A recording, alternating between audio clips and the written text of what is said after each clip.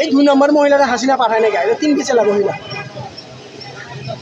হাসিনা তো ইয়া করবে না এটা মহিলাই যে ভাইরাল হবে এই জন্য আমিও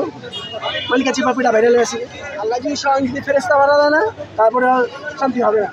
ফেরেস্তারে ঘুষ দেওয়া করবে তুই ব্লাড আছে না ব্লাডের সাথে দুর্নীতি আমাদের ছায়া গেছে আমাদের শরীরের সাথে রঙে রঙে মিশা গেছে দুর্নীতিটা শুনেন তাই বাচ্চা স্কুলে অ্যাডমিশন করাতে গেলে দিতে হয় চান ঘুষ কোন জায়গায় চাকরি নিতে হলে ঘুষ নিবন্ধন করতে ভালো লাগে এই ঘুষ যেখানে দেখেন সেখানেই ঘুষ ঘুষটা তো রক্তের সাথে মিশে গেছে গা তারপর তার বাচ্চা বড় হয় কি হবে ঘুষ তো হবে নাকি ভালো হইব তো এই জন্যই তো বৈষম্য বিরোধী আন্দোলন করে আন্দোলনের পরে যে শেখ হাসিনাকে যে পালিয়ে যেতে বাধ্য করেছে এখনো কি সেই বৈষম্য রয়েছে আপনি মনে করতেছেন? আমার চেয়ে ভালো আপনি জানেন আপনি কি মনে করতেছেন এখন? ভালো আছেন তারপরে ভালো আছেন ভালো কাছে অনেক ভালো ছিল দেখি অনেক কষ্ট দিচ্ছে আপনি কি চান উনি আবার ফিরে আসুন? এটাতে কোনো সন্দেহ নেই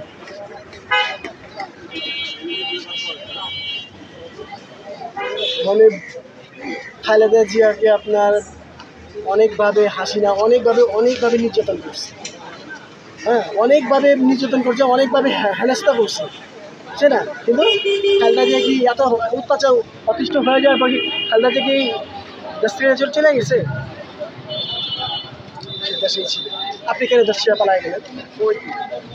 তাদের প্রশ্ন এটা আপনি কেন দেশ ছেড়ে পালায় গেলেন আপনি দেশের জন্য এত উপকার করছেন এত মেট্রো রেল এত টানেল এত কিনা আপনার গিয়া উন্নয়নের বন্যা কাওয়া কাদিরা দেখছে কি কয়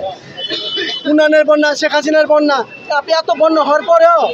আপনি কেন পালায় গেলেন আপনি তো জনগণটা ভালোবাসার কথা এই 2 নম্বর মহিলারা হাসিনা পাঠায় না গায়ে 3 পিছেলা মহিলা হাসিনা তো ইয়া করবে না এটা মহিলাই যে ভাইরাল হবে এই জন্য আমিও